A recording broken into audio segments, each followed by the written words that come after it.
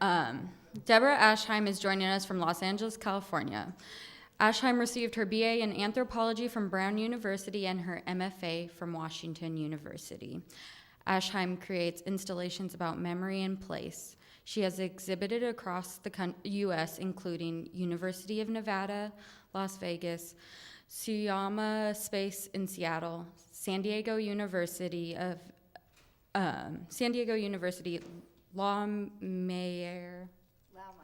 Laumeier Sculpture Park, the Mattress Factory, Otis College, and Laguna Art Museum. Public commissions include Amazon.com, the City of Sacramento, and Los Angeles Police Department.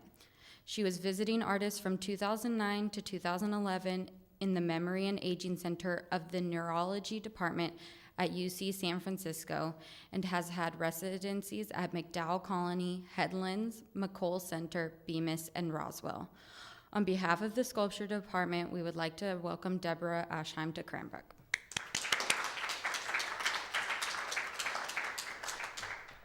Thanks. Okay, so thank you guys so much for hosting me. Thanks for the introduction, Riley. And thank you guys all for inviting me into your studios and being so generous with your time and sharing your work. I put this slide in here but I'm not going to tell you about this project. So if you want to know about it, you'll have to look it up on my website, I guess. But this is an installation that this was the fourth in a series of 6 installations that I worked on and exhibited between 2002 and 2006. They were called Neural Architecture. This one was actually called the Panopticon. Its long title was A Smart Building is a Nervous Building. And it was a series of installations that got more complex from one to the next, and they explored the blurring of bodies and buildings and machines. That's about all I have time to say about it if I want to get through more recent stuff. But the reason I'm including it is sort of like a prelude to the work that I'm going to talk about more. A lot of which has to do with memory. So suffice to say, for 4 or 5 years, I was working on these big installations that in some ways mimicked things that the nervous system and the brain do, and the structure of them was based on the cellular cerebral cortex, and I was trying to learn neuroanatomy in order to make this work. And all the while that I was kind of thinking about the brain as a machine and as a structure and as being similar to other things, that were from technology, people in my own family were being diagnosed with neurological disorders that affected their brains. And so this is my grandfather. He was an avid amateur photographer. He died of Alzheimer's. So the reason I wanted to introduce my work with the neural architecture slide was just that it's sort of like, I don't always talk about this, but since a lot of you guys are students and you're trying to find your work and you're wrestling with the relationship between personal backstory and what you want your work to be about. People ask me if there's a personal backstory to my work about memory, and the origin story of it is that it comes from a sort of a prevalence of dementia in my family, and watching people in my family be like slowly erased by neurodegenerative disease and wondering what memory it is and how it can steal somebody's personality, how it is that when you make a memory, you encode it and maybe create a new synapse in your brain. But when a disease causes some of those neurons to die, that memory can be lost. Like that to me seemed like a confusing but fascinating thing about the intersection between like the subjective phenomenological experience of being a person and this idea of the body as a mechanistic structure. But I'm making it sound a little too dry and cerebral if I'm gonna be like more talk the way that we were talking in the studios today. I could also tell you that I was very preoccupied making a series of 6 installations that were, massively ambitious.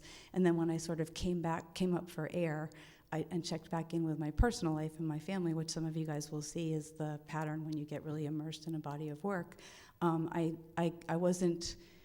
It wasn't invisible to me, the irony that I'd been thinking about the brain as hard as I could for 6 years and not necessarily paying attention to the fact that we had brain disease in my family. So it was terrifying and distressing to me to see what happened to my grandfather, my great uncle, and my great aunt. And, and like anybody that has a diagnosis like this in their family, I was afraid that this could happen to me. But I started thinking about what cognitive psychologists call early childhood amnesia, which we pretty much all have experienced. So I'm sure you guys have noticed this, that your memories probably start around age 3 or maybe age 4. And if you have like children or young nieces or people in your family, it's kind of the weirdest phenomenon because you'll be playing with them.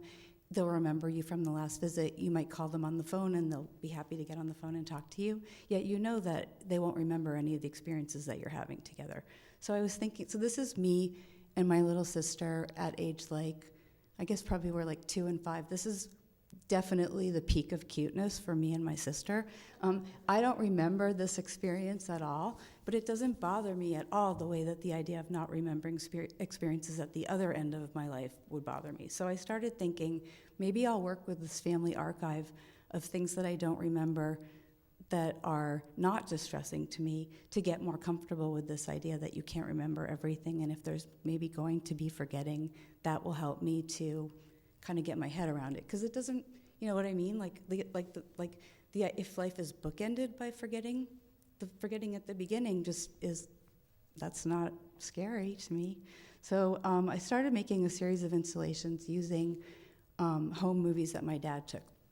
In my family, I'm very lucky that I'm the oldest, because my dad had a 8mm movie camera, because I'm from pre-video, and he filmed my mom when he was courting her, and then he filmed many hours of the infant me doing things of no interest, like lying there, rolling over, getting a bath. And then my sister was born, and he filmed a few more hours of the two of us playing. And then my brother was born, and I think my mother must have said, "Put that damn camera down and help change a diaper, because there's no more movies." But for me, it was amazing, because the years that are missing, 0 to age 5 or so, were documented in these home movies. So I was like, okay, great. These are my prosthetic memories. The picture I showed you of my grandfather, he's holding a camera. He was a very accomplished amateur photographer. And I'd been thinking about how we use machines to remember versus how we remember with the memories in our head. So I was like, okay, cool. These video memories will replace my actual memories. And I started watching them to see how I felt. And I realized that even though I didn't remember the events depicted in them, that's my first birthday, and that's my somehow super hot mom teaching me how to blow out a cake. But I remembered other things in the movie. I remembered my great-grandparents' house, and I remembered our swing set. And you guys ever eat those ice creams that are half chocolate, half vanilla, and you eat them with a little wooden paddle? I remembered those. So in these sculptures, what I did was I watched the movies, and then every one of those little nodes, those little glowing LED things, is a person or a place or a thing or a sensation or a smell or something else that was triggered when I watched the movies. And I started making these installations where I tried to map my neural networks of memory. Well, nobody really knows what the neural networks of memory look like, but they might look like that, because if you make a synapse when you make a memory, and even if they don't, I was thinking that memory was kind of like the internet. It's one of these things that are really big and abstract and invisible. And so like the internet, we spatialize it, right? We talk about websites and chat rooms. We give it a kind of geography in order to picture it. So I wanted to picture my neural networks of memory to make them seem more real and maybe less scary. So I got invited to do an installation at the Mattress Factory, and I took 14 of these home movies and I hung them in these little monitor hub things that I made, and then I mapped my memories across the gallery. And if you were a visitor to the exhibition, you could walk through and you could come across these little fragments of my movies, of my memories, and you could vicariously experience walking through my mind. And at the centerpiece of the exhibition was my favorite thing that my dad ever shot. So this is my favorite movie my dad ever took. And it's basically the baby me and my mom, And I don't know if you guys have read Piaget, but there's a very important phase in the development of the self in infant psychology, where the baby, it's called the mirror stage, and the baby looks at, it's in Lacan, I'm sorry, and the baby looks in the mirror, they think, see, I think it's another baby, I try to kiss the baby, and then the parent, usually the mother, comes in and says, no, honey, that's you. And then in horror, I look at the mirror and birth of the self. So they actually use that at UCSF to teach Lacan to medical students, and my father claims that's why he took the movie. He's never read Lacan. You know those like didactic texts that they have outside of the gallery that explains to you what the art is about? I don't really like those so much, so instead of having that and having it say this story about my relatives and the Alzheimer's in my family, I decided to make an entire room that was what greeted you when you got off the elevator. Because the Mattress Factory is awesome. It's this museum in Pittsburgh. All you sculptors should apply there. If they ask you to have a show, they basically give you half of an entire floor of this old Mattress Factory, and you can do anything you want with the whole half of the floor of the space. And then it's open for it's up for 6 months or a year. So I decided at night, when I was too tired to be up on the ladders working on my show, I would call my relatives and ask them about my relatives that had had these brain diseases and try to understand who they were before I knew them, try to understand what they call in medical science their premorbid personality. And I was very fascinated with stories about my Aunt Dee Dee. My Aunt Dee Dee was an editor at Harvard, and she was married to a really famous experimental psychologist, and her whole life was words. She never had children. She didn't like anything that was for children. She liked words and ideas and conversation and Harvard. And so my Aunt Dee Dee got aphasia, and so she lost her memory for language. First it was like when you can't think of a word. Then it was like when you can't think of all the words. It was shockingly familiar because we've all had a little bit of it. And the worst part was she was completely cognitively intact, but she couldn't make any more sentences. That seemed like the scariest thing that could happen to me. So I was at an artist colony called Headland Center for the Arts. It's a great artist colony. It has artists and writers and musicians. And I met this really talented Bay Area musician named Lisa Mezzacappa the first night. And she introduced herself to me, and I said, "You're a musician. That's great. I'm looking for a musician. I often back up my hard drive on my computer. I think it would be good to also back up my brain because it seems irresponsible that I'm leaving all these fragile memories in what might be a really vulnerable cerebral cortex." And so Oliver Sacks and some other neurologists talk about how memory for sound and music might be different than memory for language and speech. He talks about patients that he would see in the morning. He had a patient who had either a stroke or dementia, and she couldn't say, "Good morning, Dr. Sacks," but she could sing, and I promise this is the only singing I'll do. She could sing, good morning," because that was possibly encoded through her phonological pathways and stored in her auditory cortex, whereas the area that's more vulnerable to lesions and dementia is Broca's speech area. I don't know where it is actually, but it's a different part of the brain. So I was like, maybe you guys could write songs for my favorite words, and then you could teach me the songs, and then if anything happens to my speech and language areas, I'll express myself by singing. And to her credit, Lisa said, "That's an excellent idea. Bring me the list in the morning." So this is the list. Hang on. Yeah. So these are my favorite words, and I gave them to this girl that agreed to help me. And then over the next several months, she brought like 15 different musicians out to the Bay Area, or from the Bay Area out to Headlands, and they wrote and recorded songs for all of my favorite words, and they were in all different genres. There was a death metal anthem, there was an operatic aria, there were some pop songs. In some cases, they asked me what I meant by the word or why I liked it. In some cases, they just went off on their own.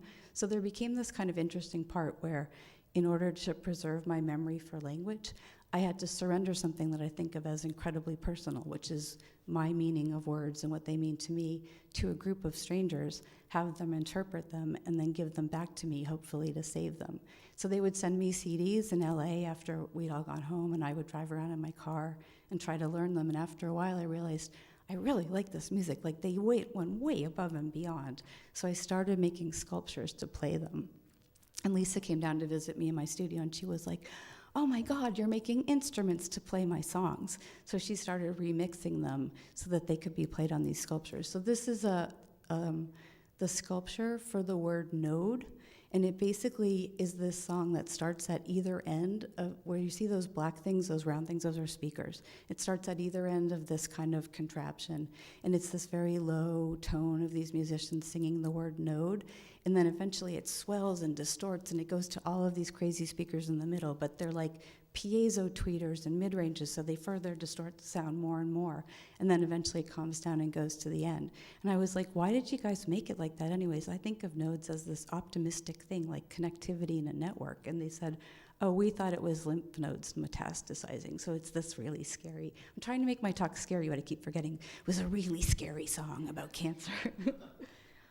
This is a song for this is actually 3 songs for the word resonant. I loved the word resonant because it was a memory word, but musicians love it because resonance is really important in music too. So we decided to engage all of the formal properties of the space, the wall, the floor, and the air in between. And this song moved down the wall and then finally played in this kind of like weird luminous garden at the bottom. Okay, so I'm gonna play you one of the songs. I think I put a slide in before it starts. Good, okay. This is 2 of the sculptures. The one on the right is for the word swoon, and then the one on the back is this network that was actually built around my grandfather's 1965 vacation slides to Italy. So my grandfather was an accomplished amateur photographer, but he also was, maybe you guys have somebody like this in your family. He was the person who was always hiding behind a camera at family events and not participating. And he also was like a taciturn and kind of proper New Englander. So between the fact that he was sort of withdrawn and very quiet anyways, it was difficult to tell when he started to not be there. But by the time I realized I hadn't gotten to know him, he was sort of gone. But after he died, I inherited 47 carousels of his vacation slides. So I've kind of gotten to know him vicariously through this maybe semi-fictionalized version of him that I made up through the slides. This is the song for the word palimpsest. If you guys don't know the word palimpsest, you should look it up.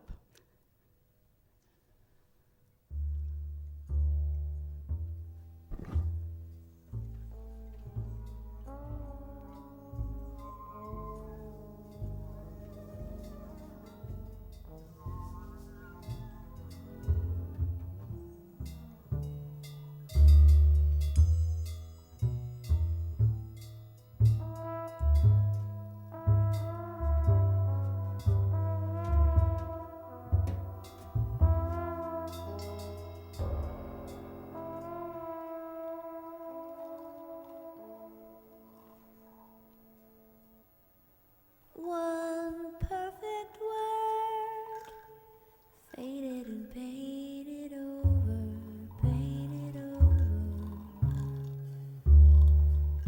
a noble mystery, touch disappearing.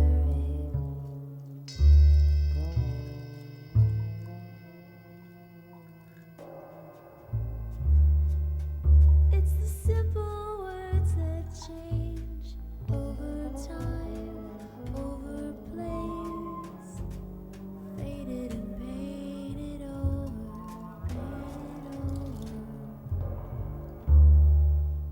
Esoteric words remain close to the romance, given the best chance to survive distance and time.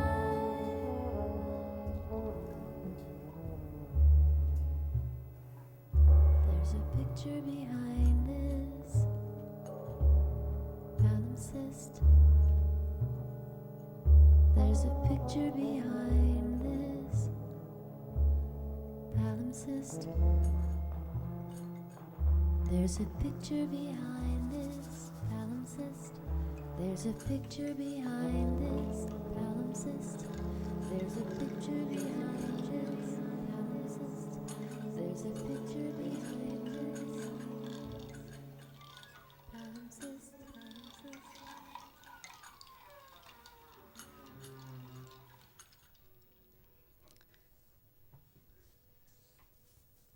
So the music was by Lisa Mezzacappa. I feel like I don't have to say it like 500 times. So sometimes after I'm done with a body of work and I'm like, oh, so one thing that we talked about today that I thought was really important that I just want to hit again for you guys is like, for me at least, the most important thing about my practice is I try to use my artwork as a way to explore questions that I'm really interested in and like that are genuinely real questions. Like I won't know for a long time whether the earworms, which is what those sculptures were called, are going to save me from a life of not being able to speak. But you know, there's at least a theoretical part that it was an exploration of opening up my ideas about language and memory to a community and exploring that with them. So there's usually, and we were talking about that in some of the studio visits today, that how to ask real questions with your work and come out on the other end with information that you didn't already know.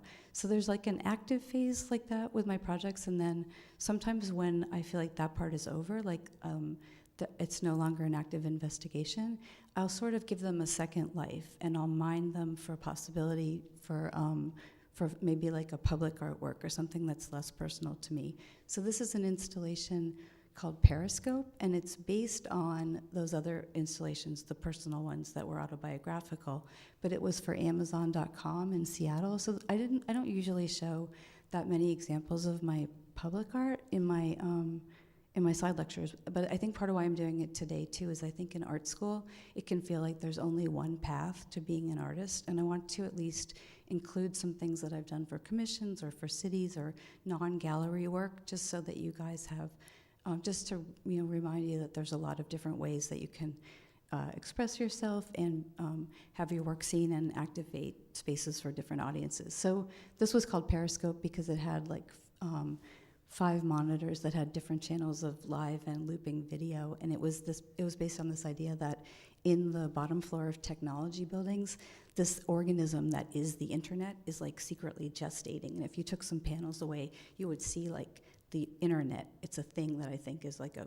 being that lives in the buildings, and it's looking at everything. And when I proposed it, they were like, it's kind of voyeuristic, isn't it? And I was like, dude, you're Amazon. And they were like, good point.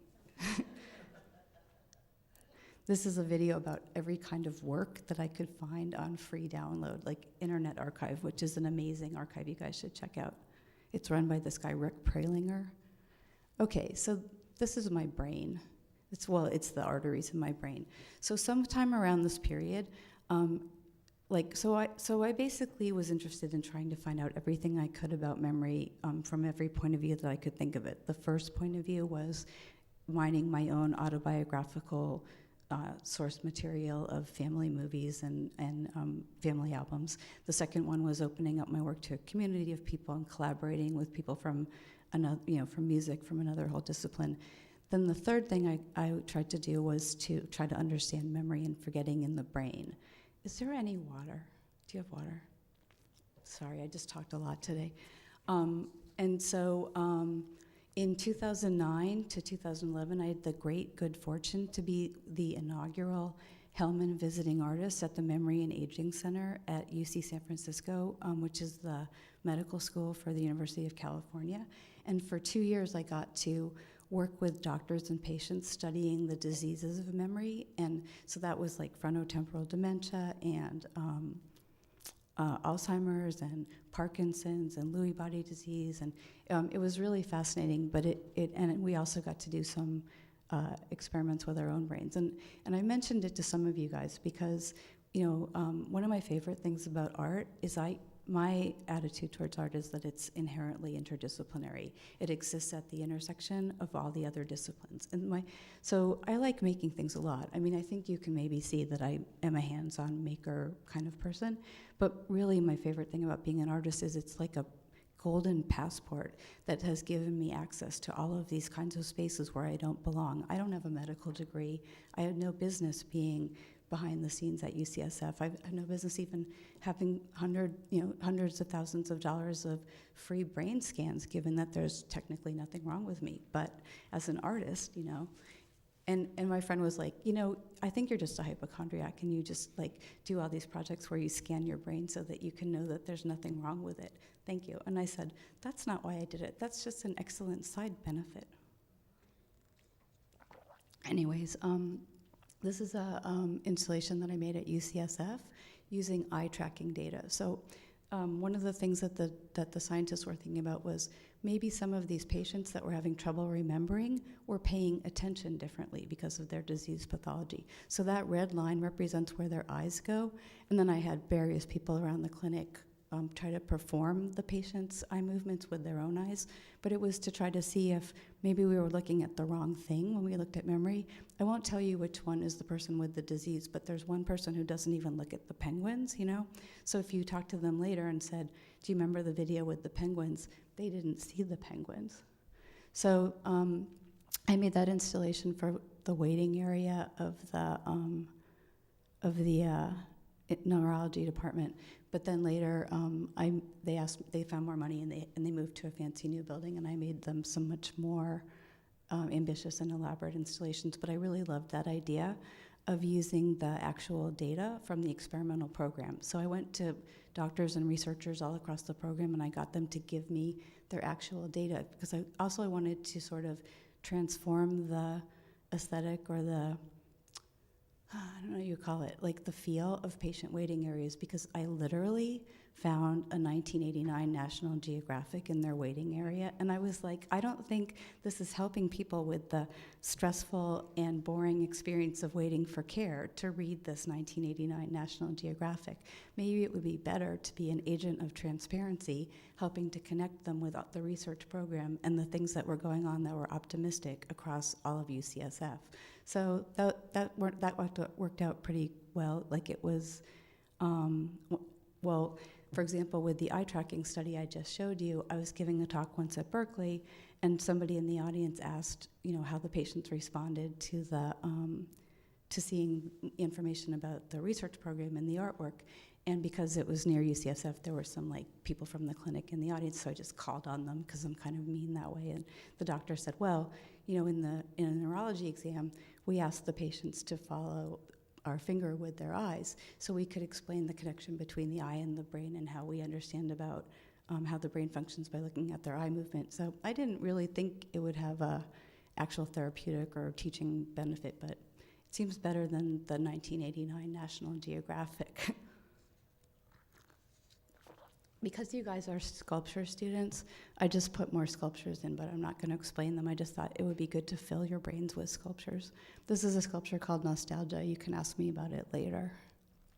But for now, I'm just going to tell you about, I don't know if you can really see it, but in the very middle of this sculpture is a tiny little sculpture inside of a glass sphere that I made, and it's of the theme building at LAX covered in scaffolding.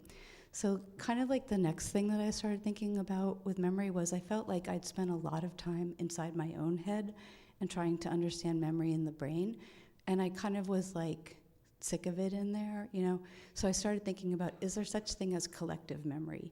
Is memory purely subjective and personal, or are there memories that could be shared, or that could be created out of lots of people's memories? So I thought the places to look for collective memory one of the spaces might be the spaces of architecture, because we all reconstruct the world in our mind and we map it and we build a model of the world, and it's based on the real world, but at the same time it is subjective and personal. So the theme building at LAX is this weird, iconic, modernist building. You guys have seen the Jetsons. The Jetsons is based on this building. The Jetsons live in a building that looks like this building. It was designed by William Pereira and Welton Beckett and some other architects around 1960. It's kind of like an icon to a modernist future, like a jetpack, space age, flying car future that we now know isn't the real future. We don't even really want that future anymore. We want a more global future and a green future and a more responsible future. And also, but when we look at this building, I think we all think the same thing. Where's my flying car? I was promised a flying car at this point, right? We're well into the 21st century. But so anyways, it seemed like a kind of a poetic thing to me when they decided to renovate the icon to the future that didn't come true. And that got me thinking a lot about this idea of collective memory for the old future. And so this is from a body of work called Nostalgia for the Future.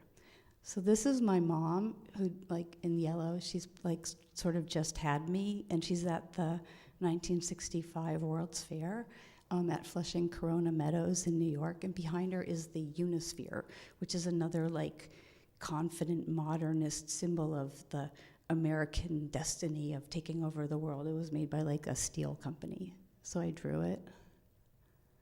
It used to have these fountains around it, but they haven't been on for a long time. This is the Tent of Tomorrow. That was at the World's Fair too.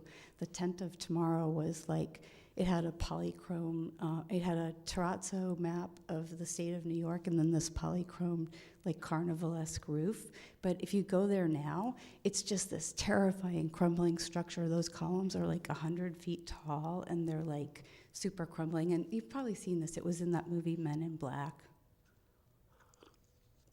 You see it on the way to JFK Airport. This is Capitol Records Building in LA. It wasn't really ever covered in scaffolding. I think for me, the scaffolding became a symbol for the idea of like entropy, or the barnacles that build up on your brain. And also the idea that whenever they build new buildings, they act like they're always going to be new. And when they renovate things, they act like they're going to make it perfect, you know, that they talk in this confident way. But the only thing I know about every city I've ever been to is all the buildings are always covered in scaffolding. But one of the things that this work was about for me, as I started digging into the, you know, so I was interested in these buildings because they were new when I was new, and now they were modern when modern meant new, but now I'm old and modern means old. And it was really interesting to me to think about this as like the last like really utopian period of building and envisioning the future before we had computers. So I think part of why they look nostalgic to me is that you don't see evidence of CAD and of, you know, SketchUp and computer aided design in their design. They have a kind of a weirdly human quality. So I started building them. So this is a sculpture of the LAX theme building covered in scaffolding. For the 2 years that they were renovating the theme building, I made all my flights out of LAX airport, even though I live much closer to Burbank Airport. So this kind of grew into an installation called Threshold that was kind of about this idea of like a mashup, misremembered city based on trying to take the city that exists in my mind, where things are weirdly out of scale and too big and too small and everything's crooked, and I don't really, I have a terrible sense of direction, so I don't remember where things are. I wanted to make that into a real place that you could walk through. So this is at this terrific space that's really tragically closed, but it used to be a great space for installation. It was called Suyama Space in Seattle. So because it was in Seattle, I made them their Space Needle because they really dig that. And then this was based on like a mashup between Bruegel's Tower of Babel and Tatlin's Monument to the Third International. And then this was like a model of kind of a crazy communist recreational structure from the 60s, you know, where like the communist leaders would go to vacation on the Black Sea. And then in the background, this is like my favorite building in Chicago that got torn down. It's called Prentice Women's Hospital. And this installation is called Unrequited. It's kind of hard to explain, but it's kind of like, you know how Cubism was trying to look at all the little composites of images of things that make up the way that we see? I was trying to like record the fragmentation of a memory. I went to go see this building in Chicago in 2010, and then I tried to like build it as my memories of it started to break apart and to fragment and to distort. So it's kind of like a mnemonic cubism, where I'm not talking about how things are in the world, I'm talking about how they break apart in my head. And that's the Space Needle. But it's not really tall and skinny like that. So this is a follow-up installation that I made for Tom Bradley Terminal at LAX Airport. It's this really funny, weird space. It's like this hallway that you have to go down if you have a connecting flight in the international terminal. So basically, all I knew about the people that would see this piece is that they just had a really super long flight, like probably an 8 to 14 hour flight. So you know how when you're on an airplane and you kind of go into like a dream, and then when they got off the plane, they were going to have like the most stressful experience that we practically have in our whole culture, which is like going through immigration and border control, right? Like right out of their dream. And then they'd have to take their luggage and go down this weirdly long hall and check it back in.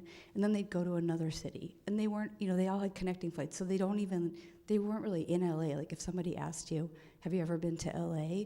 Based on doing this, they'd probably still say no. You guys know what I mean, right? Like you've gone to Heathrow or Copenhagen or something.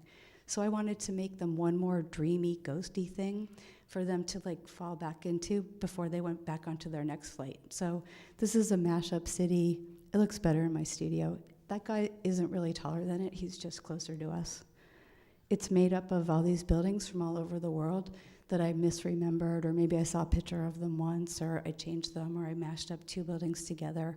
Some of them are buildings that were never built, but I liked the plans for them when I was studying the architect, and I just wanted to make them, because I was thinking, these people are from all over the world. They might not speak the same language. We might have no shared life experiences, but the only thing I know about them is I know the state of mind that they're in right now because I've been in that state of mind so many times. So I just want to reach them on this one place of maybe put in, maybe they'll recognize one building, or one of them will resonate with the model in their head, the stored city that they walk around with. So the thing that was great about this was I really liked how site-specific it was.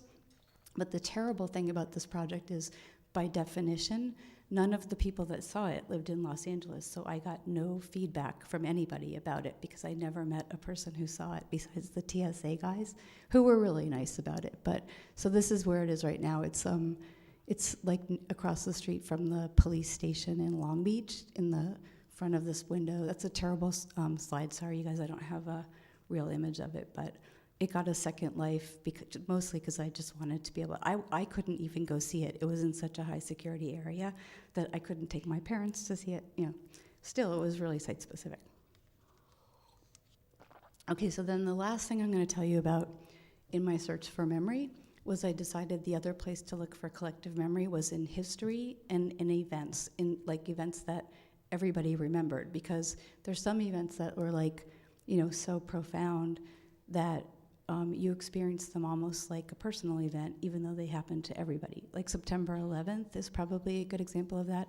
Everybody tells you where they were when they found out about it, even if they weren't in New York.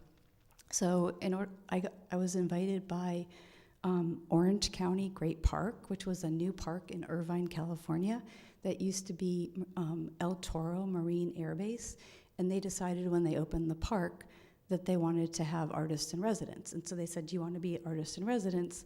It's not really like a studio that you get to use. It's more like we just want you to come one day a week and try to think of a project you might want to do with the public. And so I was like, okay, I'll try to look for memories with the public. I went down there and I found out that it had been Richard Nixon's airport when he was president, and he would fly back and forth between the White House in Washington, D.C., and the Western White House, which was his house in San Clemente. And then when he resigned, which this photograph is from when he was leaving the White House, he came to El Toro, right where the studio was, touched down, and was the first president to ever resign from being president. So I thought, maybe his ghost haunts this place, because I'm really interested in memory and place right now. Maybe I'll interview people about their memories of Nixon. So that guy that was talking to me in the other picture was telling me a memory about Nixon. And the first people that came to the base were Marine vets that wanted to see what the city had done with the base, So I hadn't really thought about that, but they were the first ones to come back, and they started telling me their Vietnam stories. Like I would say, oh, have you ever been here before? And they would say, and like this one vet said to me, yeah, I was here before on the last normal day of my life. And then he told me the story of deploying out of Vietnam.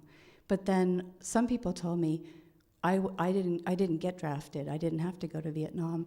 I went to college and I got in the anti-war movement. So this is people at Berkeley starting the free speech movement, which was the beginning of the anti-Vietnam movement in 1964. So one of the main stories that people told me was about April 30th, 1970, when Richard Nixon went on TV and he announced the plans to extend the war into Cambodia after running on a promise of ending the war in Vietnam.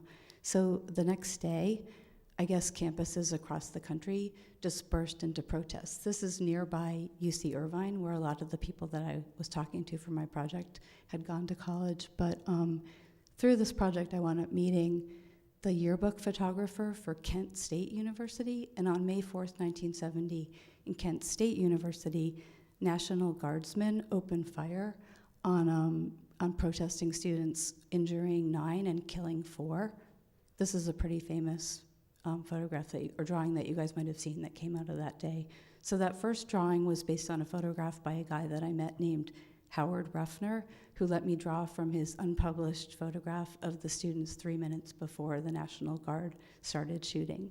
So the installation I made out of this residency included pieces from the interviews with all of the people that came in to tell me these stories. And it's like this complex tapestry. It doesn't exactly fit together. It's vernacular stories. None of the people were like the Watergate principals or any of the main important people. They were just random people that came in my studio.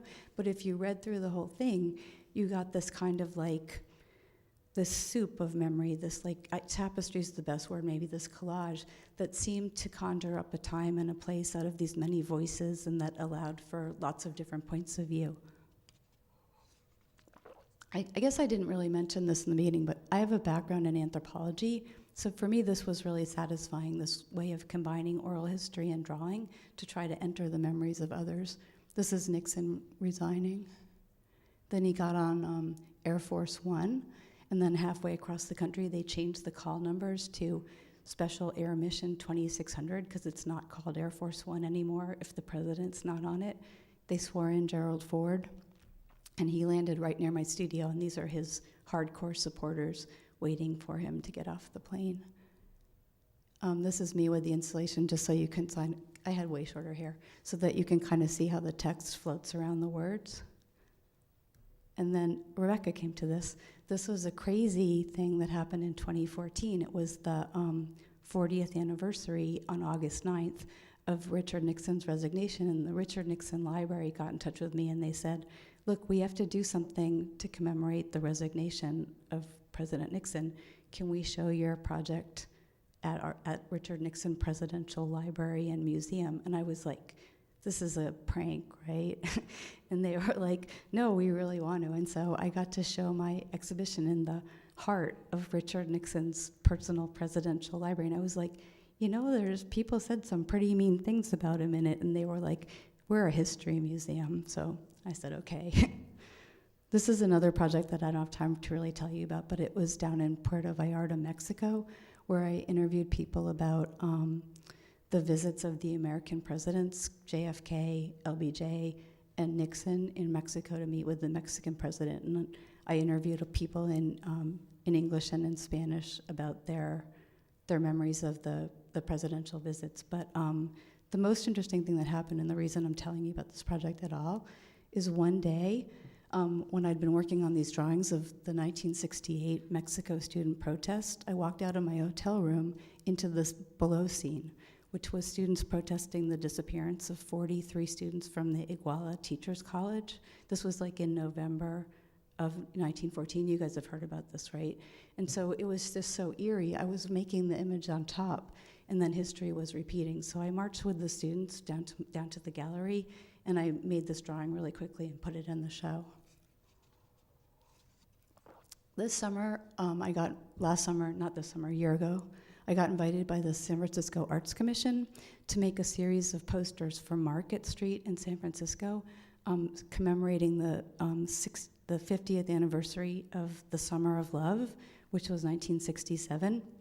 And I just put these in because we made a zine about it, and it seemed more fun. But that top image, that's me in the Summer of Love, so I was not really an active participant. And then there's me as a wannabe hippie at age 13 wearing a peace sign necklace that I made in arts and crafts class. But for this project, I went up to the libraries at UC Berkeley and at UC Santa Cruz and San Francisco Public Library, looking for the thing I've been drawing from before, the original negatives from archives. And so this was like thrilling to me. I found the original contact sheet that famous drawing that I had drawn, that famous photo I had drawn was from. And it was like, I don't know why this seemed like a big deal, but like I'd been thinking about history for so long, but all of a sudden looking at the contact sheet, I was like, this was a real day. This thing happened. Nobody knew it was going to be famous. Nobody knew what was going to happen to them. They were just in the middle of it. Now it's a mythic, iconic image, but all of a sudden it's sitting there in the Bancroft Library at Berkeley. I time traveled back to that day in 1964, and I was like, wow, I had that feeling like they were in it. They didn't know what it was going to be. So anyways, these are the posters that I made. There were 36 of them. And if you went down Market Street, you came across them. It's called the Zeitgeist. I was more interested in the political and creative and kind of alternative cultural context surrounding the Summer of Love than like the sex, drugs, and rock and roll part. So this is a mother and child at DeFremery Park at an early Black Panthers rally, a Free Huey rally.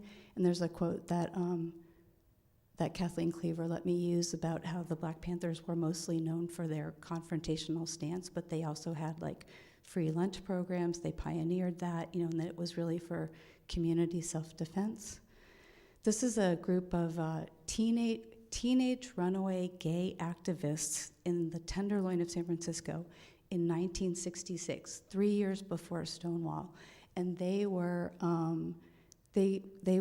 borrowed brooms from the city, and they did a street sweep as a protest to protest the police sweeping them up. So before all of these kids came to San Francisco to be hippies, these guys weren't runaways. They'd been kicked out of their home for being gay, and they had started basically a gay rights movement in the Tenderloin. These are some kids. There was a big protest. It was called the Spring Moratorium to End the War. And so these are some kids protesting in April 1967 at this rally. This is Lawrence Ferlinghetti, who started City Lights Books and was one of the people responsible for creating a magnet for cultural and literary and artistic people to come to San Francisco. This is Emmett Grogan, who was one of the founders of the Diggers, which was a radical anarchist theater group that didn't believe in capitalism, and they tried to fight capitalism by giving everything away for free. They fed everybody for free every day in Golden Gate Park, and they had a free store where everything was free. It was like Goodwill, but everything was free. And then this is a Hell's Angel at the Great Human Be-In, which is largely considered to be the day that the Summer of Love both began and ended, even though it was in January. So one of the reasons I wanted to show you these posters is that time travel feeling that I was having when I was in Mexico and I walked out of my hotel into the protest. When I was researching these, it was kind of another nostalgic project. These are the posters in the street. I was just kind of thinking about how, the legacy of these civil rights and these progressive movements, and how they, how fun it was to celebrate them, how they led to this better world that we had today. But in the middle of my self-congratulatory nostalgia trip, or whatever you want to call it, well, you guys know what happened last fall, right? So once again, I found myself in the street with people protesting and wondering what those images meant. And the narrative that I thought I was tracing came unraveled, because everything that those kids had been fighting for now seems really threatened. So these are people protesting on November 9th, 2016, the day after Donald Trump was elected. And these are people protesting at LAX airport when they first announced the first Muslim ban. This is a protest outside of Senator Dianne Feinstein's office. This is a mother and daughter at an immigrant, May 1st, the big immigrant rally in LA. This is at Trump's inauguration. And now I'm kind of just in this weird clash of past and present, trying to figure out what it means. Do you guys want to see a couple more brain things so that we don't end on a downer note? Okay, here's my brain again.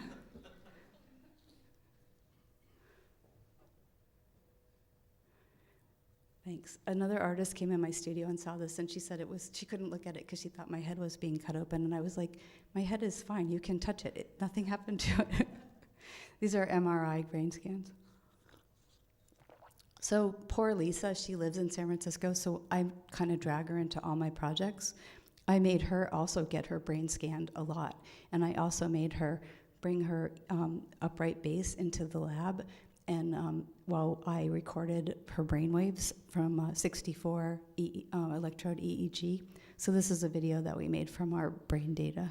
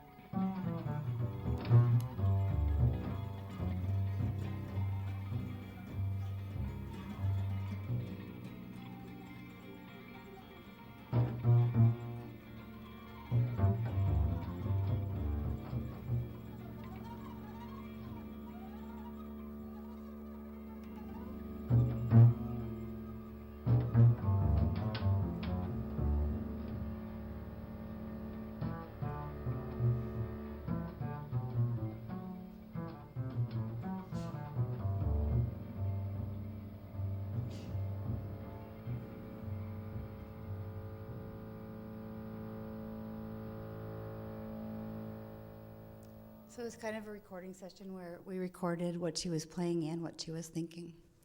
So that's it.